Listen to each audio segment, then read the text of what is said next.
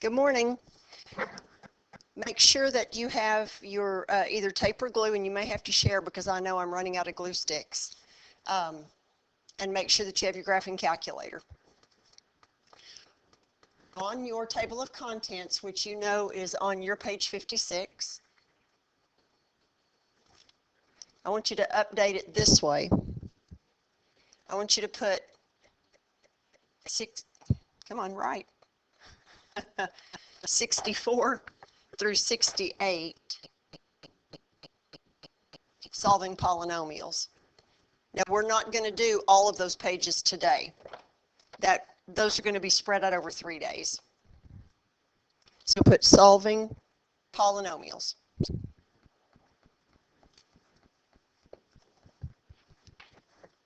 Now on your page 64, this should be review. We're going to solve each of these equations by factoring.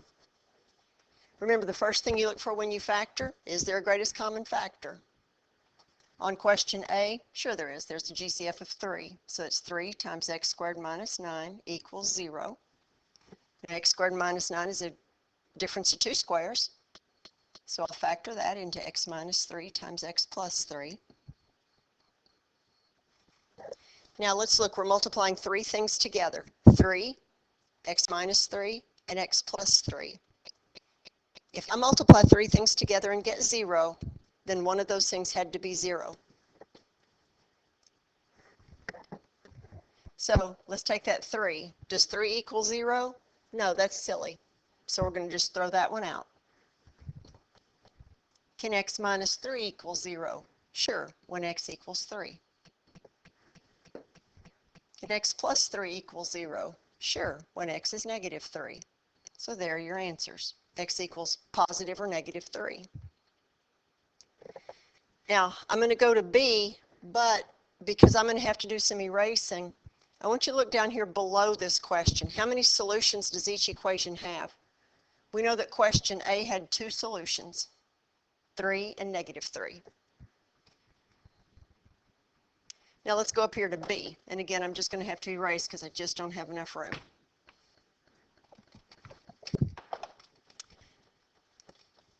GCF, yes, x. So x times x squared plus 3x minus 4 equals 0.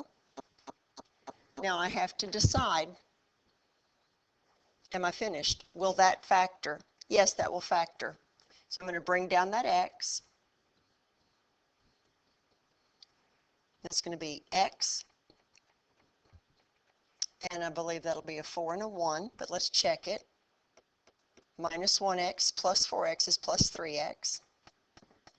Now, we're multiplying together 3 things. X times x plus 4 times x minus 1. That has to equal 0. In order for that to happen, then one of those things had to equal 0 to begin with. So for x to equal 0, then x has to equal 0. Oh. For x plus 4 to equal 0, x has to equal negative 4.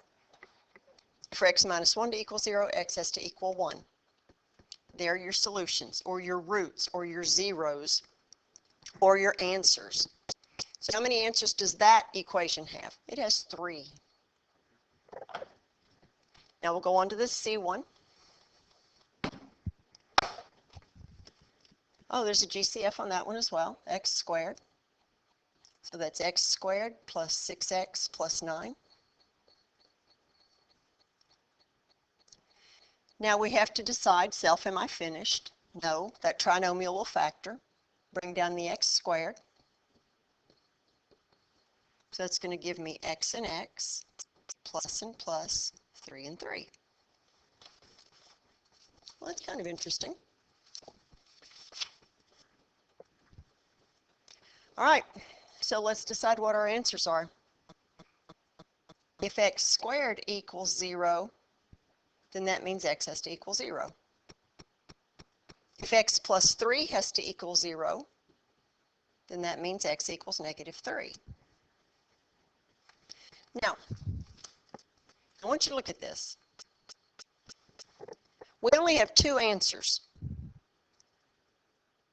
Let me say that again. We only have 2 different answers. if you'll notice right here, we got x squared equals 0. Now, x squared, remember, means x times x.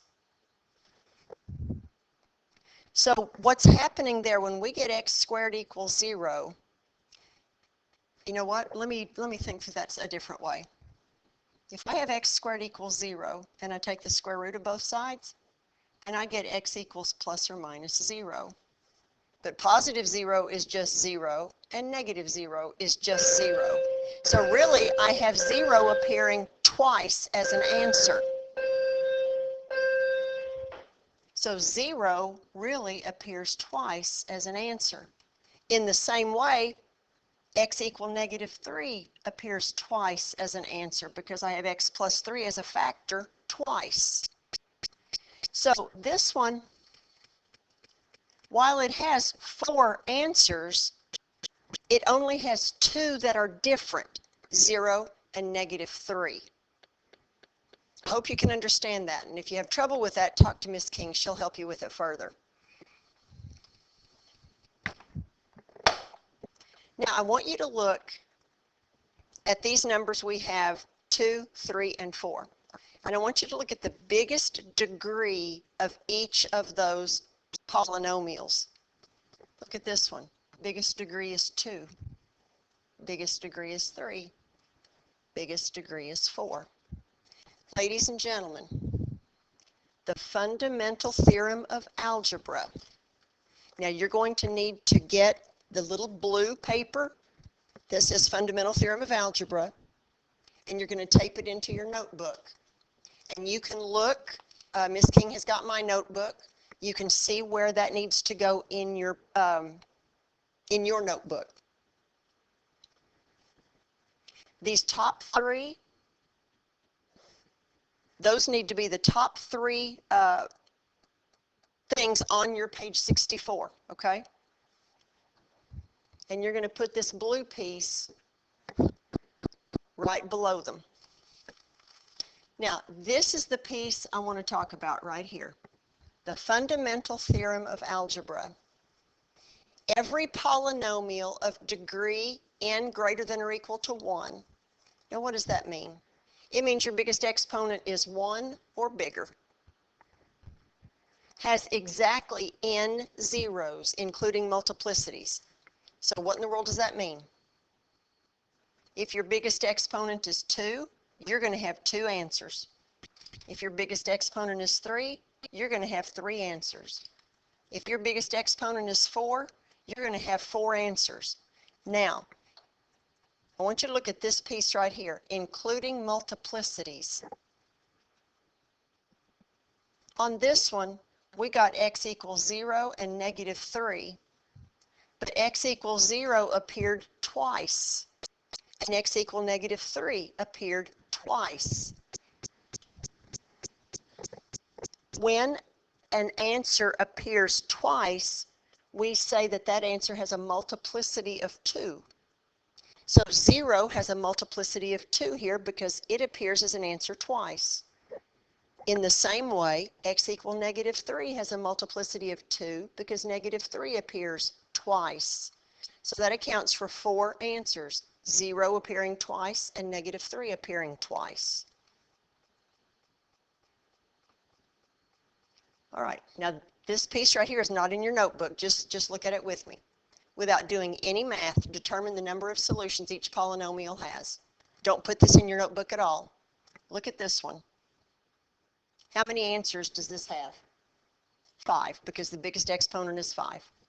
What about this one? How many solutions or answers does this one have? 2, because the biggest exponent is 2.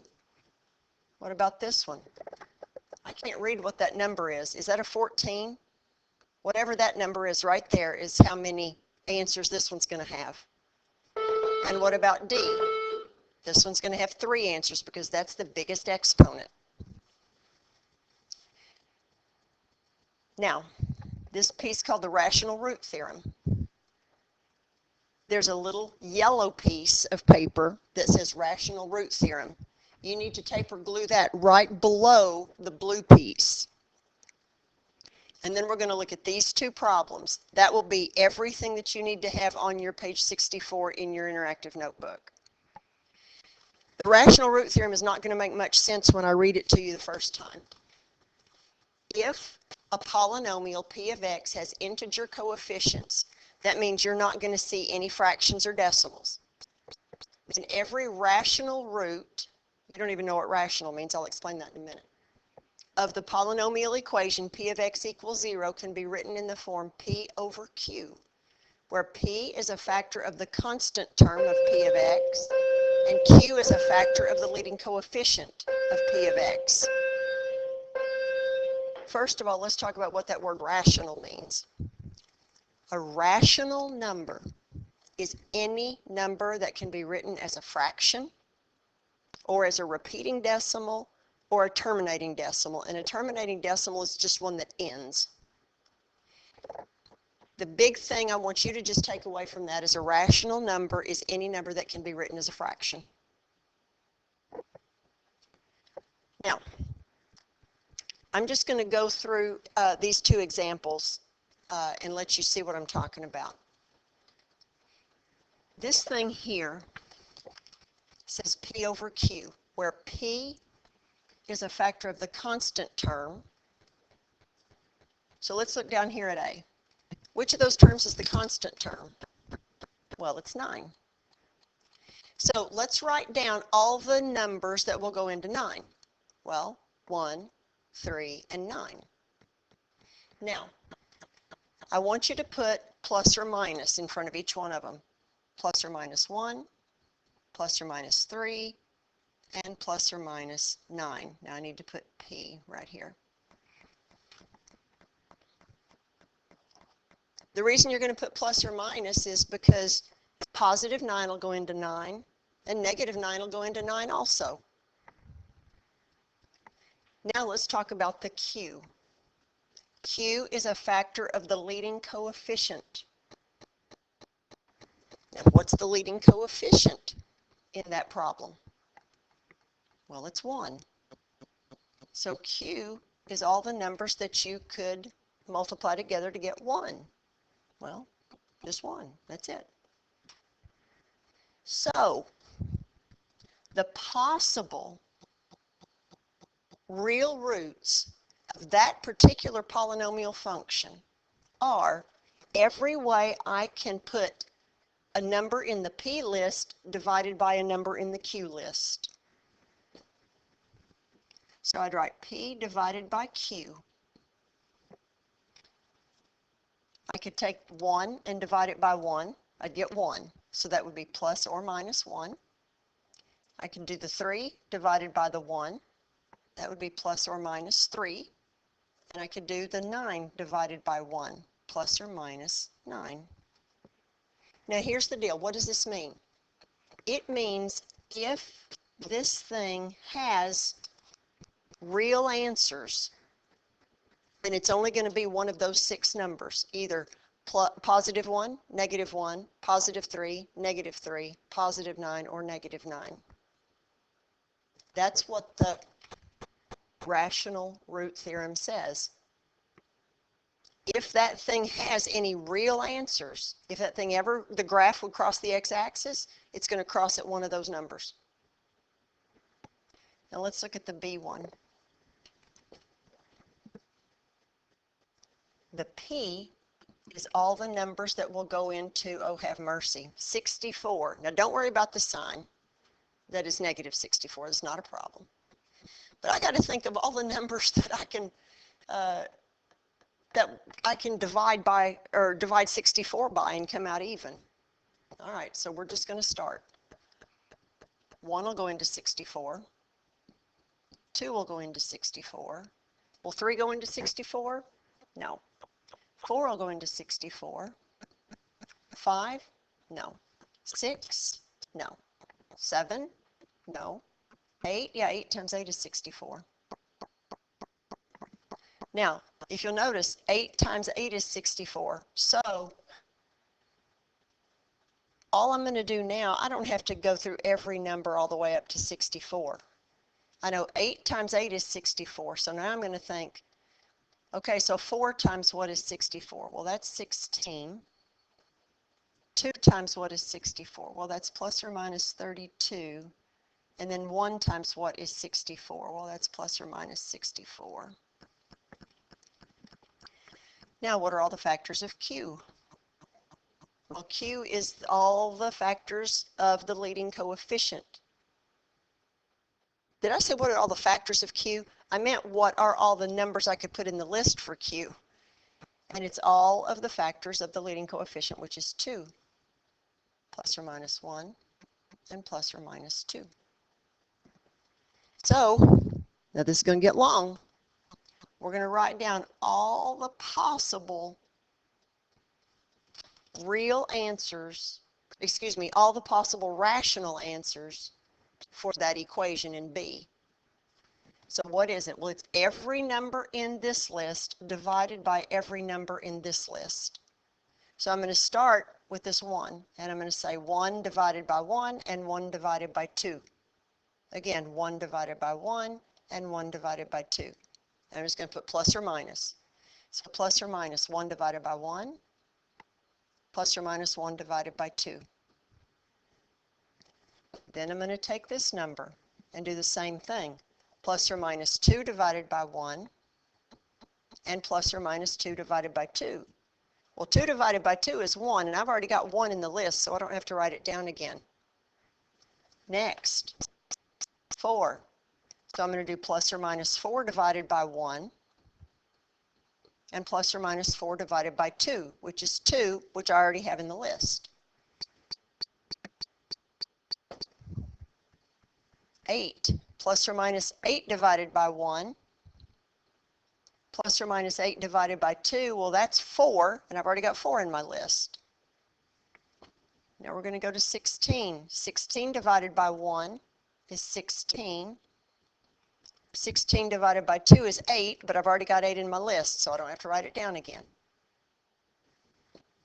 Now let's go to 32. 32 divided by 1 is 32. And 32 divided by 2 is 16, but I've already got 16 in my list. And finally, 64. 64 divided by 1 is 64, and 64 divided by 2 is 32, which I already have in my list. Sorry, I just had to take a phone call. I don't want you to get too bent out of shape about this, because we're not going to use this extensively. We're going to use it to help us on the graphing calculator. So bottom line here, if this polynomial has any answers, if there are any x values that will make this 0 that we could actually put on on a graph, it's going to have to come from this list. There's no way like 3 will be an answer, or 5, because they're not on this list. I know it sounds a little weird. Just hang with me. Now we're going to the next page. Now on your page 65, you're going to have a little purple sheet, and it's going to look just like what you see on the board, and you're going to need to glue or tape that into the very top of page 65. Now, this is important. This is something I really, really want you to learn how to do. So really work at this.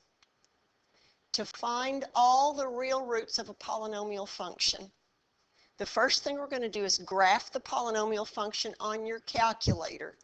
And we're going to use the graph or the table to identify one root. And remember, that means where y equals 0. Use that root from step 1 for synthetic division. Remember, your remainder should be 0. And write your answer as a polynomial. Look at number 3. Repeat steps 1 and 2 until what you have left is a quadratic function. Biggest exponent is 2. Solve the quadratic function by one of the following ways: factoring, square roots, quadratic formula, complete the square. Write down all the roots, and you're going to write those as x equals. And then it says write the original function in factored form. And I'll show you that as we go. So let's look at, we're going to do two problems on the bottom of page 65. Two problems, and it's these two. Find all of the real roots of each polynomial. Now I want you to go to your calculator, and I'll pull mine up in a minute. And under y equals, I want you to type this in.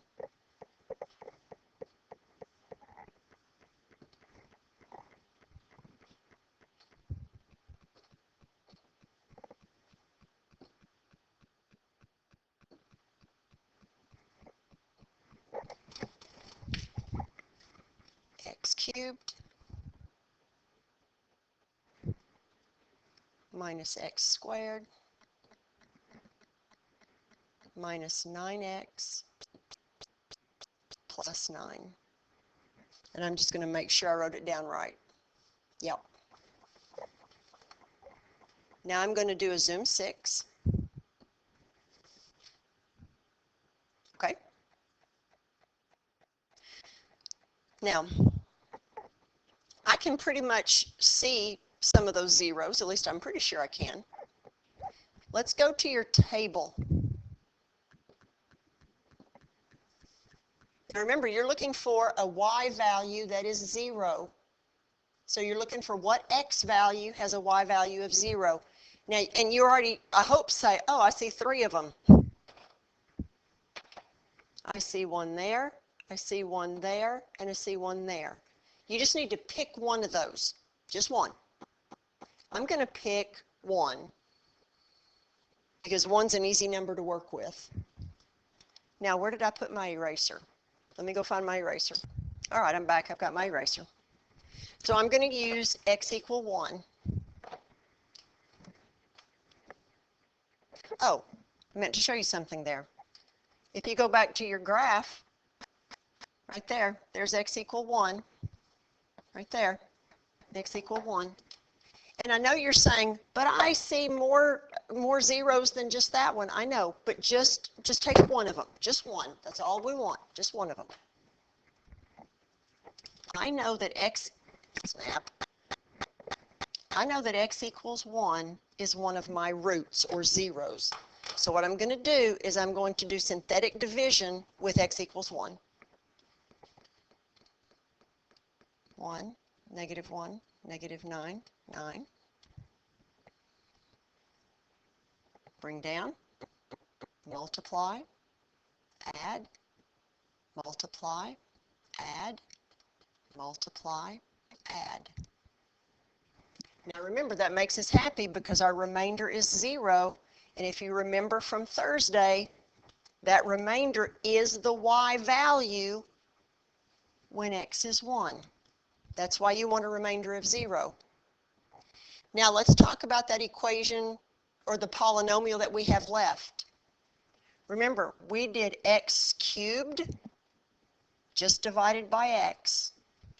So what's left here is going to be an x squared. It's going to be x squared, 1x squared, plus 0x minus 9. Now, I need to set that equal to 0 and solve that. Now, you notice I don't have to do synthetic division anymore. Why? Because I want to keep doing synthetic division until the remaining function is quadratic, degree 2. And that's what I have now. I have a degree 2. And we're going to solve that quadratic equation by one of these methods. Does it matter? Nope.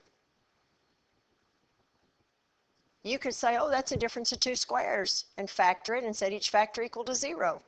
Or you could say, well, I'm going to add 9 to both sides, and then take a square root. So I'll get x equals plus or minus 3. Now, what we have to do here is we have to wrap up. We have to say, okay, so what have I found? Go back to the problem. Do you notice that we are expecting 3 answers because the biggest exponent is 3? Well, guess what? We found 3 answers. 1 positive 3 and negative 3. So our answers here are x equals 1 and plus or minus 3. Those are our answers. Find all the real roots. We did it.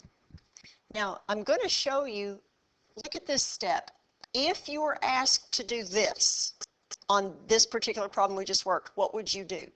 Write the original function in factored form. Now, I need you to think about this. If x equals 1 is an answer, then it had to come from a factor of x minus 1. Because if you said x minus 1 equal to 0, x would equal 1.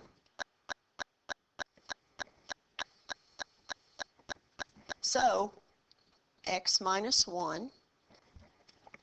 If x equals 3, then that had to come from a factor of x minus 3. Because if x minus 3 equals 0, then x has to equal 3. So x minus 3, and then x equals negative 3. Well, if x equals negative 3, that had to have come from a factor of x plus 3. Because if x plus 3 equals 0, then x has to equal negative 3.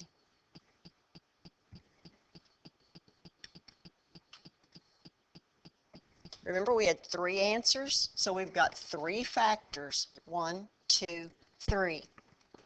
And then set that equal to 0, just like the original problem, right here.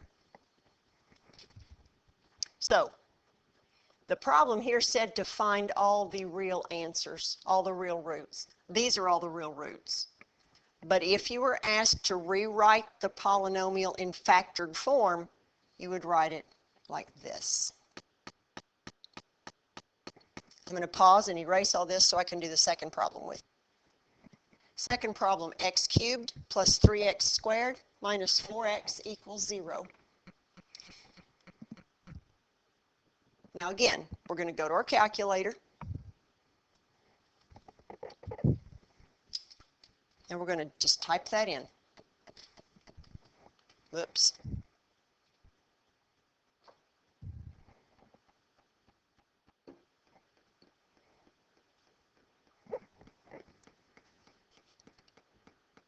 X cubed plus 3x squared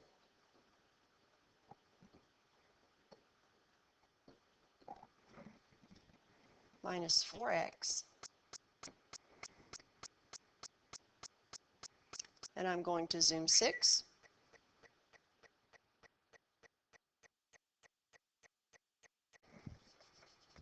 Now I want you to look at that picture and I want you to think, do I see any zeros that I'm for sure of? Well, you might. Let's go to the table. Let's just find one. Oh, there's negative 4 because that has a y value of 0. There's 0, which has a y value of 0. And there's 1, which has a y value of 0. I'm going to pick 1. Somehow I just like 1. So I'll pick 1.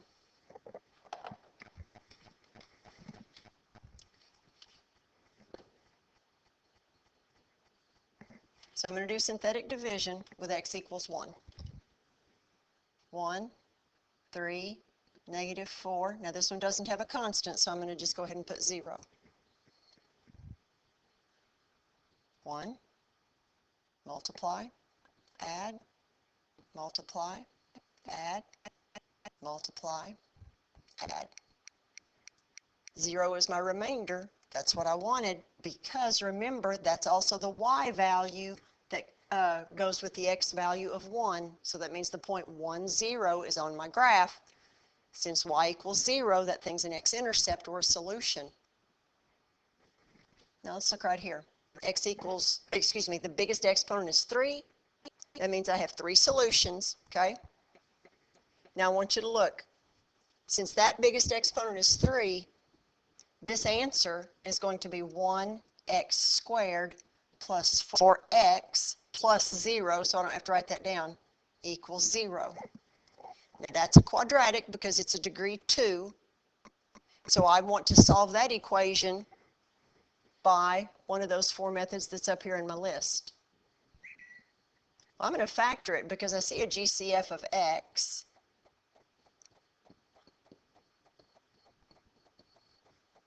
Oh, snap. I didn't do that right, did I? Is that better? So x times x plus 4 equals 0. That means that either x equals 0 or x plus 4 equals 0. Well, if x equals 0, I get that. And if x plus 4 equals 0, I get that. So what are my three answers? Well, my three answers are 1 and 0 and negative 4. And I expected three answers because that was my biggest exponent. Now, how do we write that in factored form? Well, if x equals 1 is an answer, then that had to come from x minus 1. If x equals 0 is an answer, that just came from x. And if x equals negative 4 as an answer, that had to come from x plus 4. So that would be that polynomial written completely in factored form.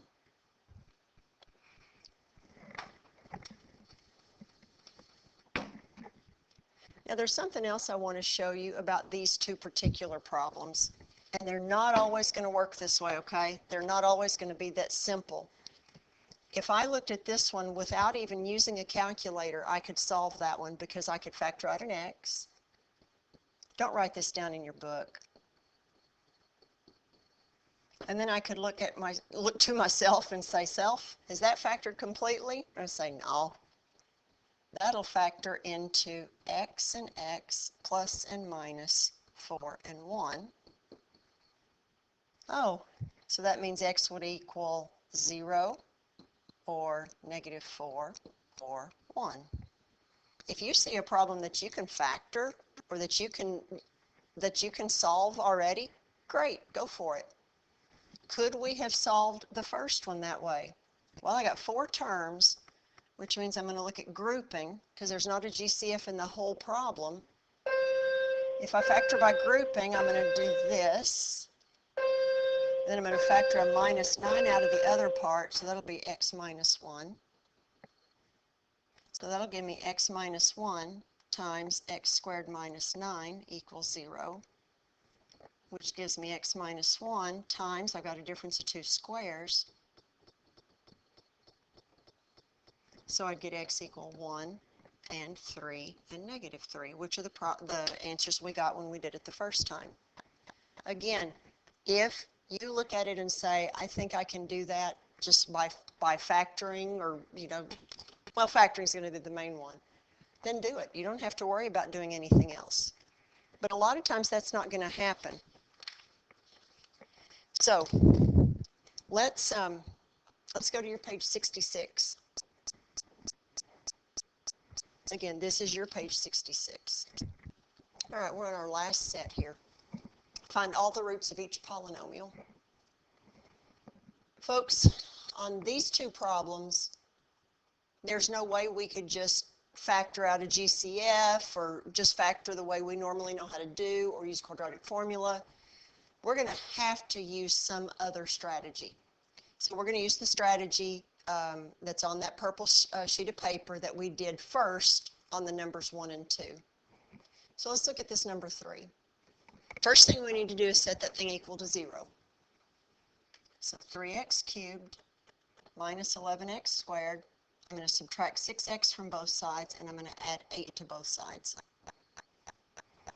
Now I want you to go to your calculator, put that into y equals, and find 1, 0.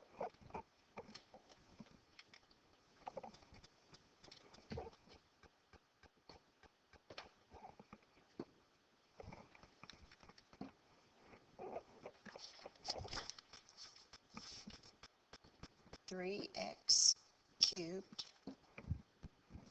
minus 11x squared minus 6x plus 8.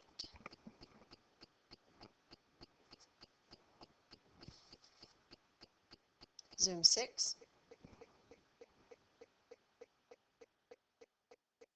Maybe there's one at -1 and maybe there's one at 3.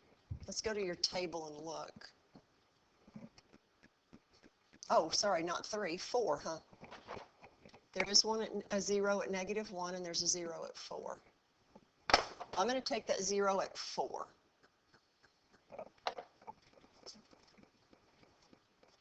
So we're going to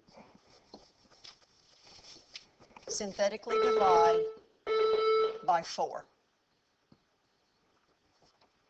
3, -11, -6, and 8. Multiply, add, multiply, add, multiply, add. Perfect. So I know the point -4, 0 is on my curve. Now let's look at what polynomial I have left since I've done the synthetic division. We started with a cube, so this is going to represent a square. So that's going to be 3x squared plus x minus 2 equals 0. Now what we have to do is solve that equation. Since it's quadratic, I can solve it. I'm going to see if that will factor. If you would rather do quadratic formula, that's certainly fine. 3x and x. I think it's going to factor this way. That's plus 3x squared minus 2, excuse me, back up. That's plus 3x minus 2x is plus x. So that works. So if 3x minus 2 equals 0, I would add 2, divide by 3, I would get x equals 2/3. If x plus 1 equals 0, I would get -1. So what are the roots of this polynomial? Well, remember we started with 4 and -1 and 2/3, and make sure you put x equals. Did we get all the roots? We sure did, because this biggest exponent's a 3, so we know there are 3 answers. Okay, let's try number 4.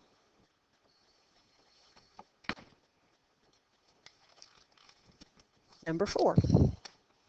Wow, that's big. I don't even see the equals 0 on here. We need an equals 0 or it doesn't mean anything. Okay, since that thing equals 0, we're just going to go and put it in the calculator.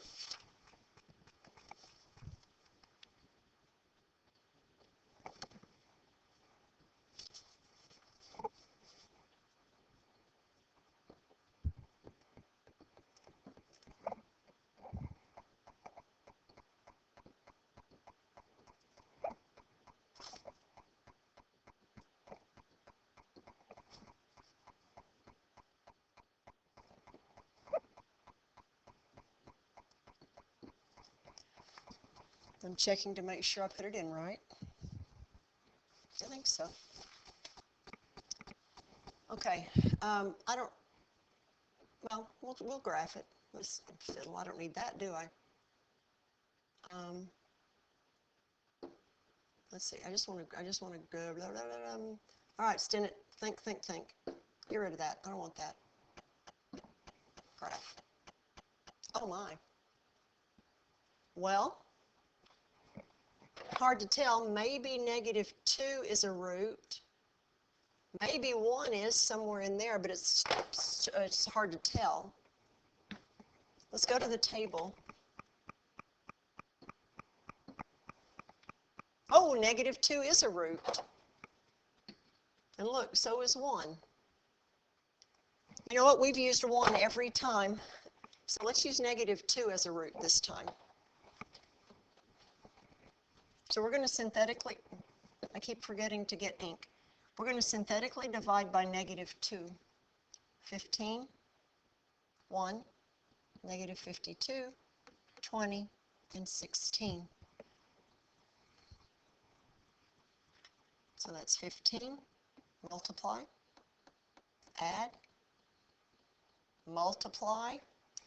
What is that, 58, I think?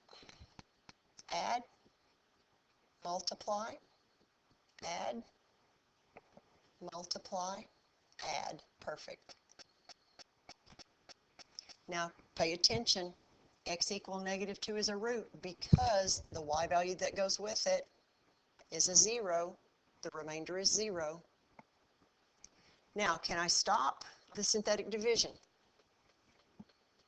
This was a degree 4 polynomial, so this answer is a degree 3 polynomial. Well, I don't know how to solve a degree 3 polynomial, so what I'm going to have to do is go back and get another one of the zeros and use it. Now, we used negative 2, so now let's use 1. Now, I want to show you this. You don't have to write all that down again. You can just put your 1 out there and do the synthetic division this way. 15, multiply, add, multiply, add, multiply, add. Perfect.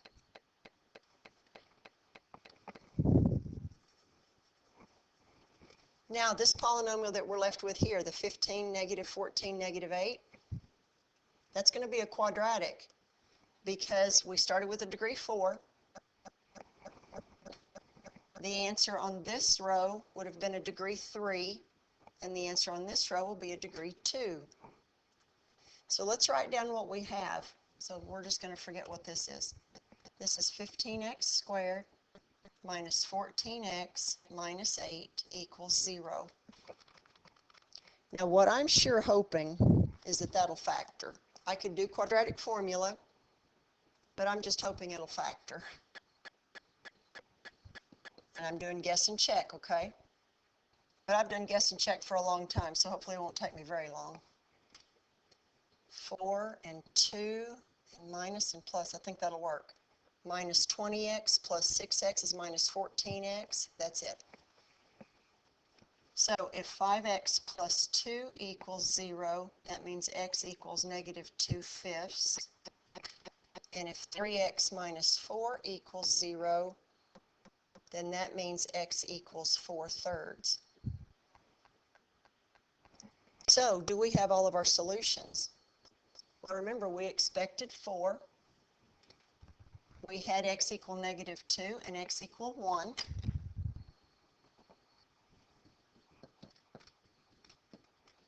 And then we had negative 2/5 and 4/3.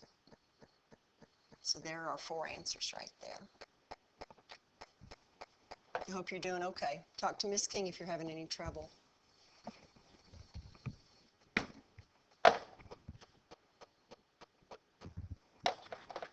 We have 2 more problems to look at. Write the simplest polynomial function in standard form with the given zeros. This ought to be really, really easy. We want to write a polynomial function. So what we're going to do is we're going to go backwards. So essentially, let's go to a page where I haven't had to erase everything.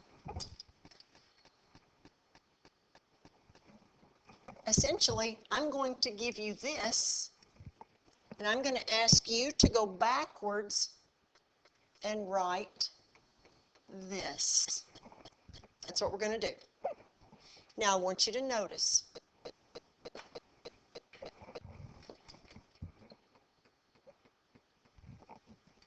If x equals 1, then that came from a factor of x minus 1. If x equals 3, that came from a factor of x minus 3. If x equals negative 3, that came from a factor of x plus 3. I can do the same thing on this other problem. If x equals 0, that came from a factor of x. Negative 4 came from a factor of x plus 4. And 1 came from a factor of x minus 1. Here we go.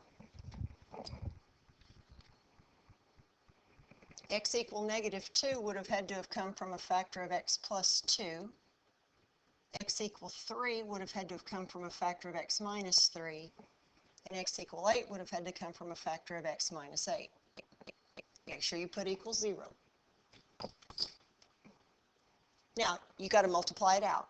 But remember, multiply 2 of them together, take that answer, multiply by the third one. So what I'm going to do is I'm going to multiply these two together. X squared minus 3x plus 2x minus 6. So that's x squared minus x minus 6. Now I have to multiply that by x minus 8. Now I know you guys told me the other day that you are much more comfortable thinking about that like this. So let's just do it that way. That's fine. We're going to multiply these two polynomials together. A binomial times a trinomial. X times x squared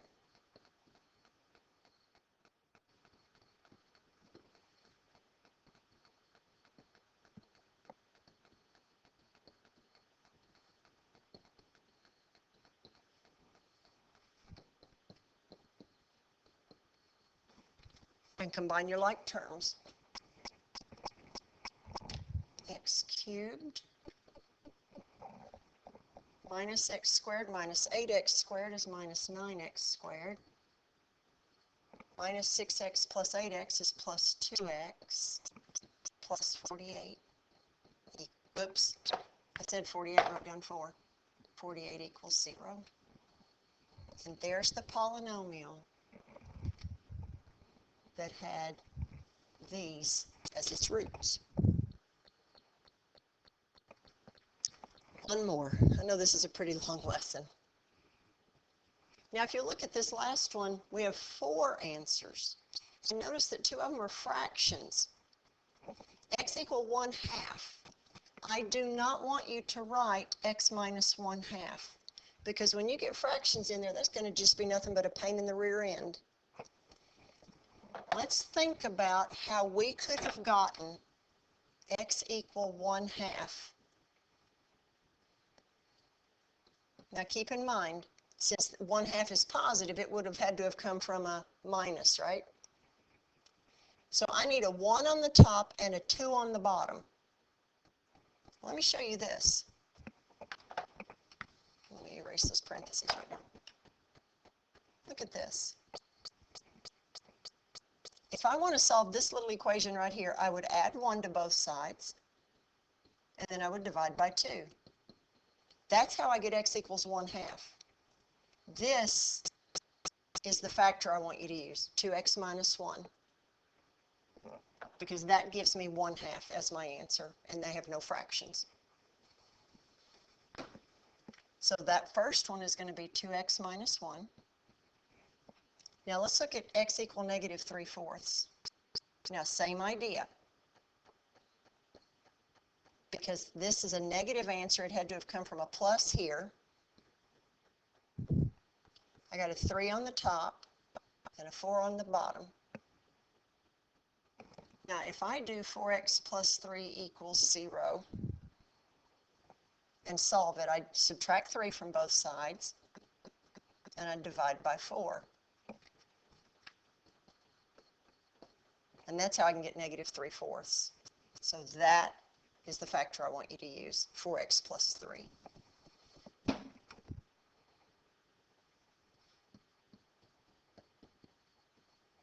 Now 1, well, that came from x minus 1. And 0 is just going to come from x. Now I'm just going to stick that one on the front. It doesn't matter where you put it. Now I got to multiply this together. Okay. I don't have to go straight left to right, although I certainly can. What I can do is multiply 2 of them together and then multiply the other 2 together and then multiply those answers together. So that's just another way I can do it. If I multiply right here, I would have to distribute, so that it would give me 2x squared minus x. What if I multiplied these two together? Well, that would give me 4x squared. Now I'm going to do this next piece in my head. Minus 4x plus 3x is minus 1x, and then minus 3. Now I'm going to multiply those answers together. I'm going to multiply the 2x squared by every member of that trinomial, and I'm going to multiply the negative x by all that trinomial. 8x to the fourth minus 2x cubed minus 6x squared minus 4x cubed plus x squared plus 3x equals 0. Combine like terms. That's 8x to the fourth minus 2x cubed minus 4x cubed minus 6x squared plus x squared, and then plus 3x. And that's the polynomial that had those 4 roots that we saw above. That, ladies and gentlemen, is the end of this lesson. I know it was a long one. Oh, I didn't tell you, and I should have.